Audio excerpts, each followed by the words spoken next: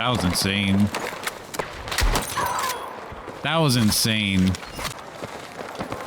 This is a game.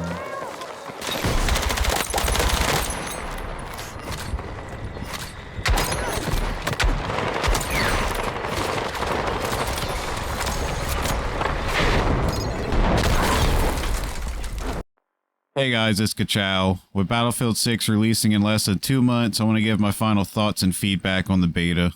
Going to attempt to keep it nice and short. I feel like most of the things I said on my first 2 Battlefield 6 videos still stand, and yeah, not much has changed in week 2. We got a new map and rush, so that's about it. I still think the beta got more right than it got wrong, so this will just be critiques of the game and going through my thoughts on the community update that was posted August 21st. So first off, while I do like the new map, I think it plays just fine. I also think the critique of not having large maps in beta is valid. I've seen a lot of people say just wait till the full release and we'll see, but I don't think that's the case. They already confirmed there's going to be 3 large maps on release.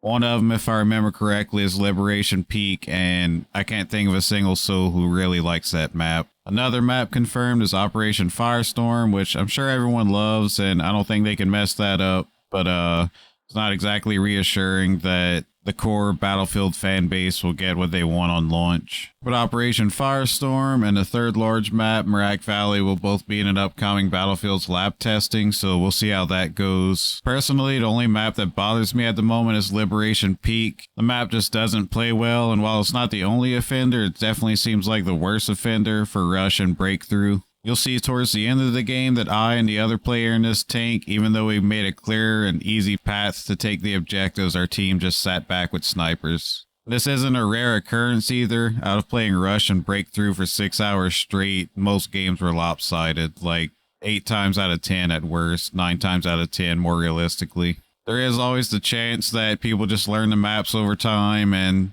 obviously the betas can have a lot of casuals and new players. They'll learn how to play better over time. But as it stands and looking at past Battlefield games, I think it's just deep flaws with the modes themselves. Not everyone's trying to play the game as a team, and hey, when they spend $70 on the game, that's their right, whatever. But just a reliance on having to have a team use teamwork is kind of insane. Conquest obviously doesn't have this issue. I feel like they nipped that in the bud a long time ago. They added a lot more flags to the average map, and the situation just doesn't play out in Conquest. So if you remember Conquest and Battlefield 3, as much as I love that game, there was a lot of spawn camping towards the beginning of the game and towards the end, so I'm not convinced this is an issue that'll fix itself. And while they do acknowledge this in the community update and explain why they want Rush to stay as a 12 versus 12 mode, I don't see any clear-cut solutions listed, and I'm not gonna lie and act like I have the answers either. I doubt they're gonna remove the mountains off of Peak Liberation just to stop snipers, but what one person brought up in the comments of a previous video seems like it could work. Just limit each squad to having 1 sniper, kind of like how Overwatch does. And while they do mention how they're trying to make map by map balance decisions to improve this issue, it doesn't inspire hope for me, just because Liberation Peak launching how it did, in beta at least, it's very reminiscent of Battlefield 3 maps where there was clear advantages for attackers or defenders on certain maps for rush. But I guess you could counter that by saying they're trying to bring back that Battlefield 3 and 4 feeling. If that's the case, then yeah, I guess there's no issues to see there. And I know on paper, from a design perspective, it might not seem like you're asking for much for 12 versus 12 to go right, but think how many games are 5v5 or 6v6 that just crumble whenever you have 1 or 2 bad players on your team.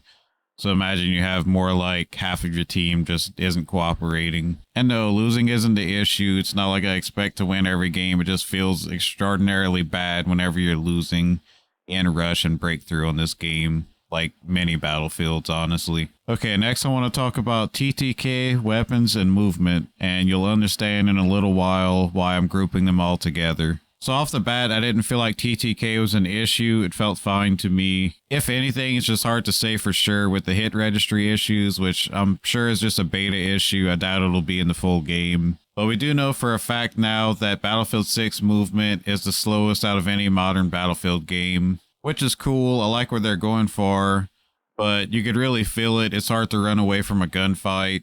So with that said, maybe it would make sense to raise TTK just a little bit. And speaking of movement, the community update mentions adjusting movement to fit a more traditional Battlefield experience, adjusting horizontal speed, going from a slide to a jump, greater penalty for consecutive jumps, firing while jumping or sliding will result in increased inaccuracy. So they're really doubling down on the grounded experience, which once again, I'm all fine with that. But at this point, why don't we just remove slide? It just doesn't fit a traditional Battlefield experience, nor does it feel very grounded because it's just not something that happens in real combat. Unless it's super situational, like trying to cross a doorway by sliding or whatever, but all this sliding on rocks and stuff is kind of silly.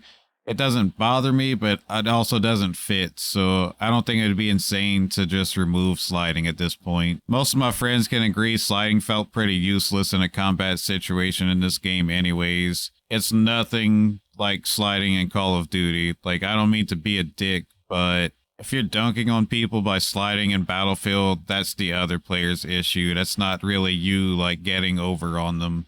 Like, they're probably playing on controller with the bare minimum sensitivity. Like, if they can't react to slides and adjust their aim accordingly, Battlefield, just by nature, is probably too fast-paced for them. So I wouldn't want to balance the game around their needs.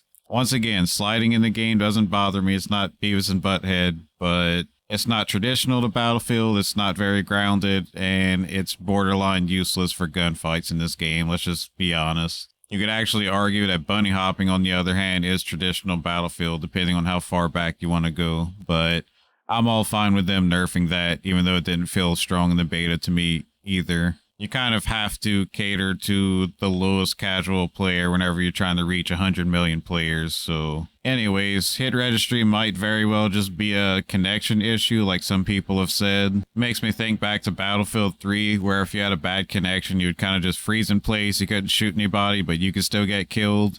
I'd love for them to bring that back, but I could tell you now they won't, and they won't because that would alienate a large portion of any game's player base, and they're just not going to do that. If that's fair or not, it's up to you. As far as the weapons, everything generally felt fine to me besides the DMR. It's really weak. It does like 23 damage on a point-blank headshot. The pistol could be buffed a little bit too, maybe. Obviously, shotgun range could be nerfed a little bit. Sorry, it doesn't have to be like real life. This game was never a mil sim. We don't need real life buckshot range. But I wouldn't mind shotguns not getting nerfed because it's pretty fun. And Battlefield isn't esports, so let's just keep the game fun. Especially with all the toxicity around valid criticism of Battlefield being met with get good or go play COD.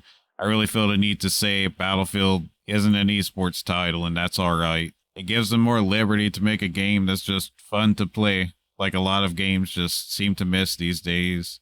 About this high-skilled CSGO game that some people try to make it out to be. It's about crazy Battlefield moments and teamwork. And since I started a YouTube channel, I kind of slacked off on watching other people's Call of Duty and Battlefield content, just to not get persuaded one way or another and try to keep content original. But I did start looking around to see what other people were saying about Weekend 2, and compared to Weekend 1, I found more people bringing up the game's issues, and kind of what I said in last video, it's like a good chunk of the community wants Battlefield to kill Call of Duty more than they want a good Battlefield game. I just hope DICE sticks to their vision for Battlefield 6 for the most part. Obviously, they're listening to the community. I just hope, they pick the valid criticism and not the non-issues that some people bring up, but to each their own. Anyways, I'd love to hear what you guys think. Did you have fun for Weekend 2? Are you still hyped for the final release? Is the hype kind of dying down for you? Like I said, I'll be playing Battlefield 6 and Black Ops 7, so even if one game or the other ends up bad, I'll still be playing both because I'm a fanboy and YouTube. Anyways, I'll catch you later.